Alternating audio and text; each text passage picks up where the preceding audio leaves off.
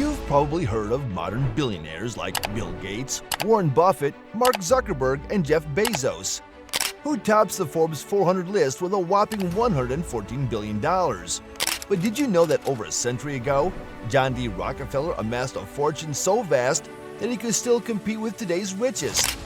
The story of the Rockefeller legacy starts with a 16-year-old bookkeeper in Cleveland, Ohio. This young man, John Davison Rockefeller, had two ambitious goals: to earn $100,000 and to live for 100 years.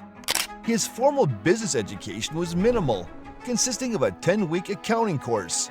However, his father's unconventional training also played a role. Known as a con artist, his father William used to say, "I cheat my boys every chance I get. I want to make them sharp," instilling a sharp, business-savvy mindset in young John. Born on July 8, 1839 in Richford, New York, to William A.V. Rockefeller and Eliza Davison, John Davison Rockefeller moved with his family to Cleveland, Ohio, where he attended Cleveland Central High School. Despite dropping out, he began his career as an assistant bookkeeper, earning a modest 50 cents per day. With savings from this job and a loan from his father, a charismatic snake oil salesman, Rockefeller ventured into his first business, a commodities brokerage, in 1859.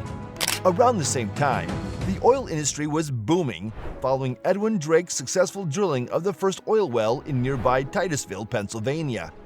This discovery, coupled with advancements in drilling technology, unleashed a rush of oil companies across Pennsylvania and Ohio. In 1855, that ambitious teenager began his journey, which would see him in just 25 years become the wealthiest man of his era and arguably the richest in history. Rockefeller's company, Standard Oil, controlled up to 90% of America's oil refining.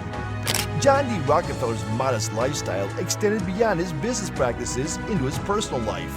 In 1864, he married Laura Celestia Seti Spellman, and together they raised their children, Bessie, Alice, who tragically passed away in infancy, Alta, Edith, and John Jr., in a devoutly Baptist household.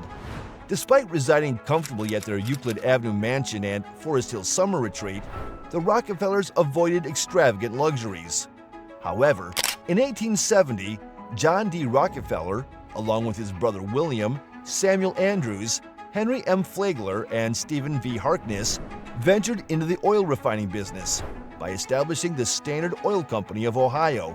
Unlike focusing on oil exploration and drilling, they concentrated on refining, which offered more predictable costs. Rockefeller was renowned for his relentless pursuit of efficiency and cost-saving measures, alongside significant investments in research and development. Standard Oil revolutionized its operations by integrating much of its processes in-house and pioneering innovative ways to utilize refinery byproducts effectively. In 1871, Rockefeller became part of the South Improvement Company, a powerful alliance of railroad and refinery leaders. This group received special shipping rates, enabling them to lower prices for their customers. However, because the organization only included large corporations, many smaller companies were forced out of the market.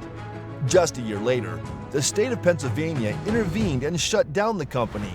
While free market capitalism stimulated the growth of oil companies, Rockefeller also saw it lead to chaos in the industry, with refiners constantly undercutting each other's prices, causing instability.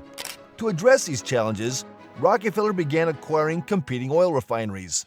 By 1872, John D. Rockefeller and Henry Flagler were aggressively expanding Standard Oil, but the market was facing a severe challenge as oil prices had plummeted by another 25%. Recognizing the dire situation, they realized that if they did not take action, the entire oil industry could collapse, dragging their business down with it. John decided to reach out to his former rival, Tom Scott, president of the Pennsylvania Railroad, to propose a solution. Although Scott had been hostile toward Rockefeller due to a previous deal John had made with the New York Central and Erie Railroads, Scott was now extending an olive branch for an even more ambitious and ruthless secret partnership. Scott's proposal involved forming a clandestine alliance between the largest railroads and a select group of top refiners, including Rockefeller. The result was the creation of the South Improvement Company, SIC. Under this covert arrangement, Standard Oil and the Pennsylvania, New York Central, and Erie Railroads formed a powerful cartel. In return for a concealed 50% rebate on transportation costs, Rockefeller committed to shipping all his oil exclusively via these railroads. However, John wasn't satisfied with just securing benefits for himself. The deal was designed to cripple its competition. For example, whenever a non-alliance member transported kerosene through these railroads, Standard Oil would receive a 50% rebate on those costs too. These rebates, known as drawbacks, meant Standard Oil's competitors not only paid higher transportation costs, but also indirectly subsidized Rockefeller's operations. Furthermore, the railroads clandestinely provided John with detailed information about his competitors' shipments, giving him insights that allowed him to undercut their prices strategically. The formation of the SIC, however, did not go unnoticed. As rumors of this alliance spread, the public was outraged when newspapers reported that freight rates on the three main railroads had suddenly doubled.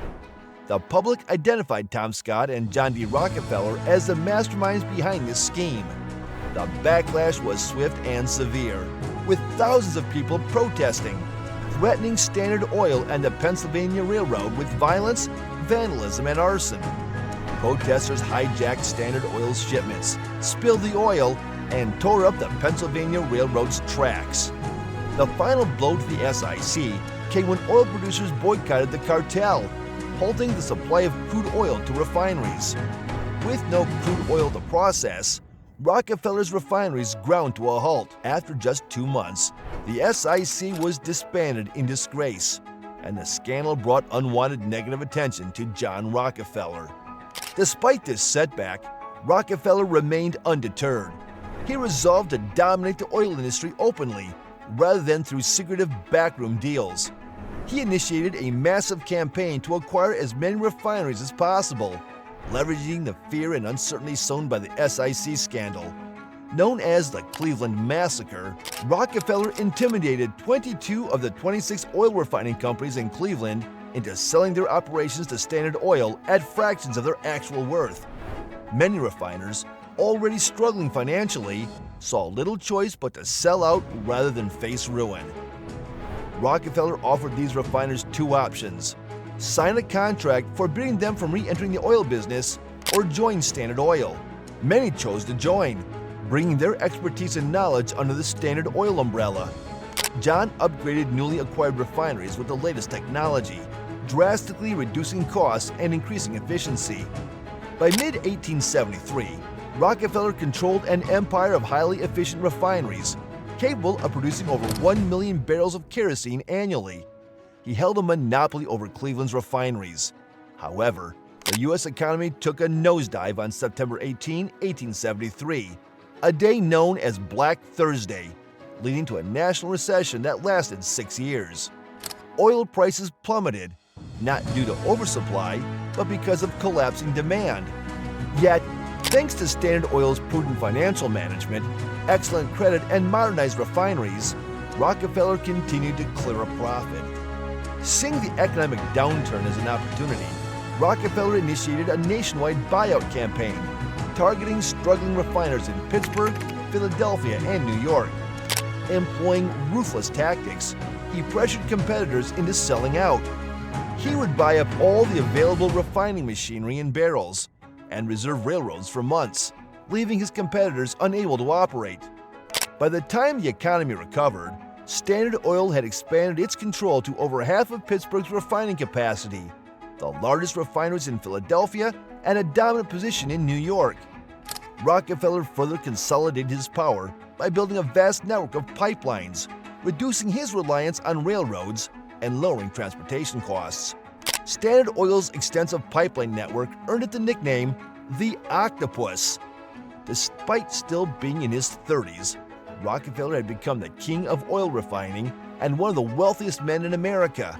However, his predatory business practices made him many enemies, and Standard Oil was labeled as the most cruel, impotent, pitiless, and grasping monopoly that ever fastened upon a country by the largest newspaper in America.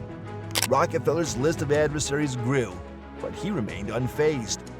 In response to Standard Oil's pipeline expansion, Tom Scott of the Pennsylvania Railroad decided to fight back by building his own pipelines and oil refineries, challenging Rockefeller directly.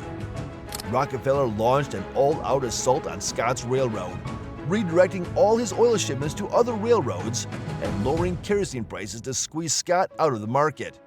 The Pennsylvania Railroad, along with other major railroads like the B&O, faced financial ruin, leading to one of the most violent labor strikes in American history. Eventually, Scott was forced to negotiate. Rockefeller struck a deal to guarantee 40% of Standard Oil's traffic to the Pennsylvania Railroad in exchange for significant rebates, detailed competitor information, and a fee for every barrel transported.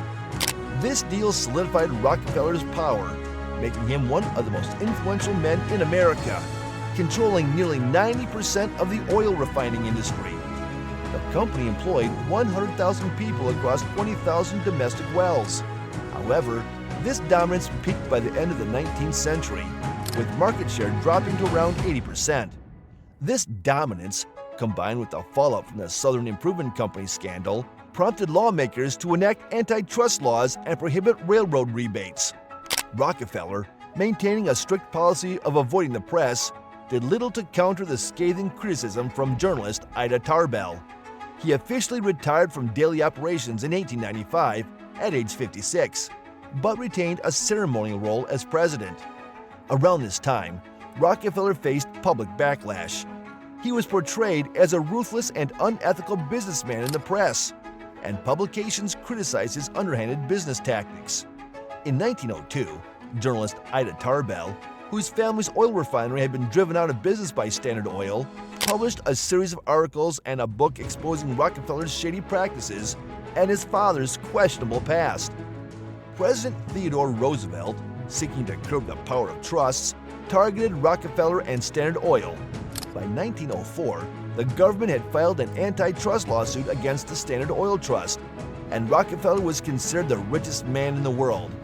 The lengthy court case exposed unfair pricing, bribes, and intimidation tactics used by Standard Oil.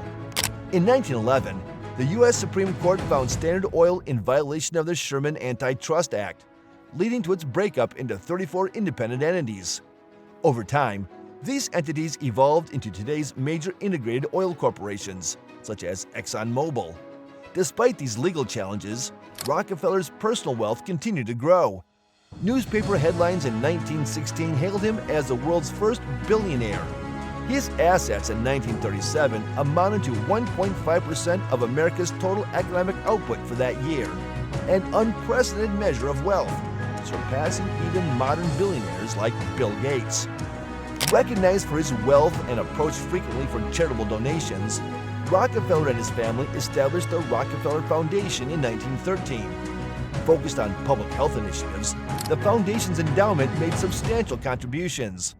Rockefeller also left a lasting impact on education and medical research by founding the University of Chicago and the Rockefeller Institute for Medical Research. Although he exceeded his initial financial aspirations, John D. Rockefeller passed away on May 23, 1937, just before his 98th birthday. His legacy as a pioneering industrialist and influential philanthropist continues to shape American society. The Rockefeller legacy extends beyond business and philanthropy to architectural landmarks. Notably, John D. Rockefeller's vision led to the founding of the University of Chicago with a groundbreaking $80 million donation, equivalent to over $2 billion today. His son, John D. Rockefeller Jr., further solidified the family's impact by constructing Rockefeller Center in Midtown Manhattan, an iconic complex of 19 commercial skyscrapers that remains a testament to American enterprise and innovation.